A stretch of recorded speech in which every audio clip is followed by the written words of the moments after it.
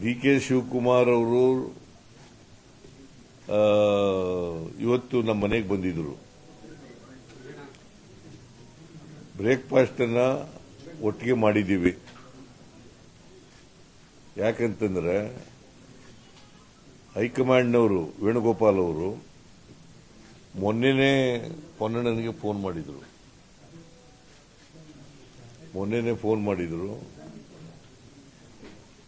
D K Shivakumar ಅವರನ್ನ breakfast ಕರೀರಿ ಅಂತೇಳಿ ಫೋನ್ ಮಾಡಿದ್ರು. ಆಮೇಲೆ ಡಿ ಕೆಗೂ ಕೂಡ ಫೋನ್ ಮಾಡಿದ್ರು, ಡಿ ಕೆ ಶಿವಕುಮಾರ್ಗೂ ಕೂಡ ಫೋನ್ ಮಾಡಿದ್ರು. As A matter of fact D K Shivakumar ನಮ್ಮನೆಗೆ ಬರ್ರಿ ಊಟಕ್ಕೆ ಅಂತ ಕರೆದ್ರು. ನಮ್ಮನೆಗೆ ಊಟಕ್ಕೆ ಬರ್ರಿ ಅಂತ ಕರೆದ್ರು. ಇಲ್ಲ, ನನಗೆ ಹೇಳಿದ್ದಾರೆ ಮುಂಚಿತವಾಗಿ ಬ್ರೇಕ್ಫಾಸ್ಟ್ಗೆ ಕರೀರಿ ಅಂತ. ಅದರಿಂದ ನಾನು ಇಲ್ಲೇ ನಮ್ಮನೇಲೇ ಬ್ರೇಕ್ಫಾಸ್ಟ್ ಮಾಡೋದು ಅಂತ ಆಗಿದೆ. ಇನ್ನೊಂದು ದಿನ ಊಟಕ್ಕೆ ಬರೋಣ ಅಂತ ಹೇಳಿದೆ ನಾನು. ಅಲ್ಲೇನಪ್ಪ? ಇನ್ನೊಂದು ದಿನ ಊಟಕ್ಕೆ ಬರೋಣ, ನಿಮ್ಮ ಮನೆಗೆ ಬರ್ತೀನಿ ನಾನು. ಸೊ ಈ ಉಭಯ ಕುಸ್ತಿ ಆದ್ಮೇಲೆ ಬಹಳ ಮುಖ್ಯವಾಗಿ ನಾವು ಇವತ್ತು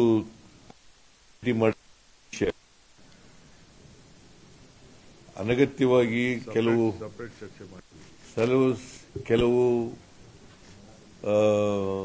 ಗೊಂದಲಗಳು ನಿರ್ಮಾಣ ಆಗಿದ್ದಾವೆ. ಇತ್ತೀಚಿನ ತಿಂಗಳಿಂದ ಗೊಂದಲಗಳು ನಿರ್ಮಾಣ ಆಗಿದ್ದಾವೆ. ನಾವು ಇಬ್ಬರೇ ಕೂತ್ಕೊಂಡು ಮಾತಾಡೋದು. ನಮ್ಮ ಉದ್ದೇಶ 28ರ ಚುನಾವಣೆ ಬಹಳ ಮುಖ್ಯ. ಲೋಕಲ್ ಬಾಡೀಸ್ ಚುನಾವಣೆ ಬಹಳ ಮುಖ್ಯ.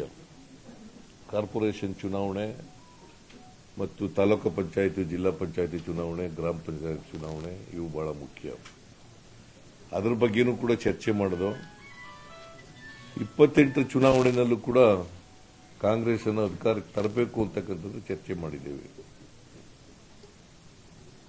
ನಾವಿಬ್ರು, ಡಿ ಕೆ ಶಿವಕುಮಾರ್ ಅವರು, ನಾನು,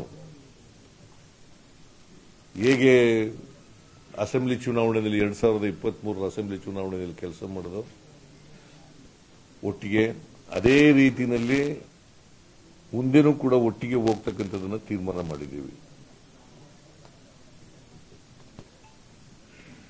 ನಮ್ಮಲ್ಲಿ ಯಾವುದೇ ಡಿಫರೆನ್ಸಸ್ ಇಲ್ಲ.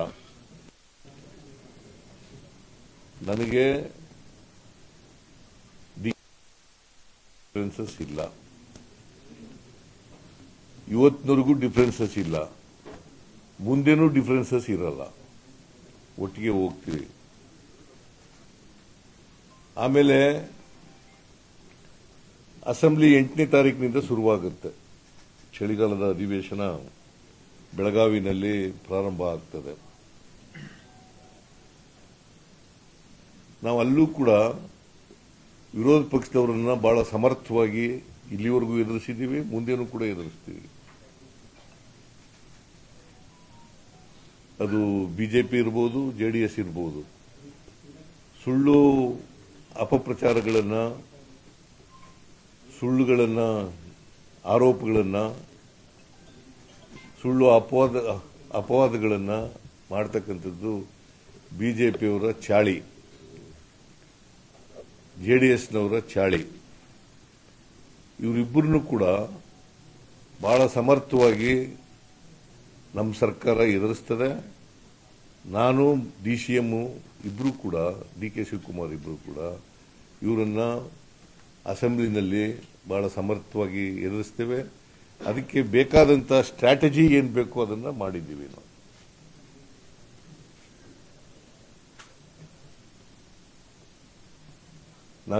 ನಾವಿಬ್ರು ಸ್ಟ್ರಾಟಜಿ ಮಾಡ್ತಕ್ಕಂಥದ್ದು. ಯಾಕಂತಂದ್ರೆ ಅವರು ಪತ್ರಿಕೆಗಳಲ್ಲೆಲ್ಲ ಹೇಳ್ತಾರೆ,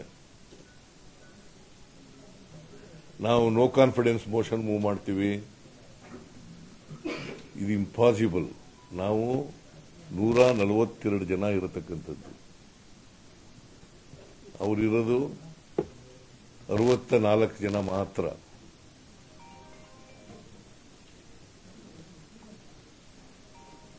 JDS ಇರೋದು ಎಷ್ಟು? 18. ಅವರಿಬ್ರು ಸೇರಿದ್ರು ಕೂಡ 84 ಆಗ್ಬೋದು, 82 ಆಗ್ಬೋದು ಹೊರತು ಅದಕ್ಕಿಂತ ಜಾಸ್ತಿ ಆಗಲಿಕ್ಕೆ ಸಾಧ್ಯನೇ ಇಲ್ಲ. ಅದರಿಂದ ಅದು ಇಟ್ಸ್ ಎ ಫುಟೈಲ್ ಎಕ್ಸರ್ಸೈಸ್ ಅಂತ ನನಗನ್ಸುತ್ತೆ. ಅವರು ಏನೇ ಮಾಡಿದ್ರು ಕೂಡ ಅಸೆಂಬ್ಲಿನಲ್ಲಿ, ಅವರು ಏನೇ ಆರೋಪಗಳನ್ನು ಮಾಡಿದ್ರು ಕೂಡ, ಸುಳ್ಳು ಆರೋಪಗಳನ್ನು ಮಾಡಿದ್ರು ಕೂಡ ಅವೆಲ್ಲವನ್ನು ಕೂಡ ಸಮರ್ಥವಾಗಿ ಎದುರಿಸ್ತಕ್ಕಂಥ ಕೆಲಸವನ್ನು ಮಾಡ್ತೀವಿ. ಆಮೇಲೆ ಬಹಳ ಮುಖ್ಯವಾಗಿ ತೀರ್ಮಾನ ಮಾಡಿರ್ತಕ್ಕಂಥದ್ದು, ನಾವಿಬ್ಬರೂ ಹೈಕಮಾಂಡ್ನವರು ಏನು ಹೇಳ್ತಾರೆ ಹಂಗೆ ಕೇಳೋದು. ಹೈಕಮಾಂಡ್ನವರು ಏನು ಹೇಳ್ತಾರೆ ಅದನ್ನ ಕೇಳೋದು. ಹೈಕಮಾಂಡ್ನವರು ಬಹುಶಃ ಈಗ ಅಸೆಂಬ್ಲಿ ಇರೋದ್ರಿಂದ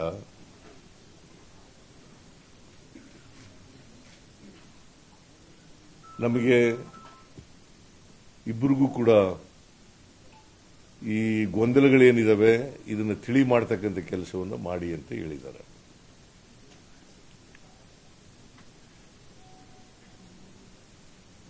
ನಾಳೆಯಿಂದ ಯಾವುದೇ ಗೊಂದಲ ಇರಲ್ಲ.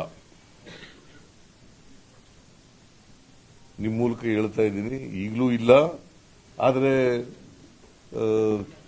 ಕ್ರಿಯೇಷನ್ ಆಗ್ಬಿಟ್ಟಿದೆ ಗೊಂದಲಗಳು. ಕೆಲವು ಮೀಡಿಯಾಗಳು ಮಾಡಿದ್ದಾರೆ. ನೀವು ಒಪ್ಕೊಳ್ಳದೆ ಇದ್ರೆ ಬಿಡಮ್ಮ, ನೀನು ಒಪ್ಕೊಳ್ಳಲ್ಲ, ನಿಮ್ಮ ಎಡಿಟರ್ ನೀವು ಹೇಳ್ದಾಗ ಕೇಳ್ತಾರ? MLAಗಳು ಕೇಳಪ್ಪ ಇಲ್ಲಿ, MLAಗಳು ಹೇಳಗಂಟ ಕೇಳ್ರಿ. The shows some of the media reporters have created confusion.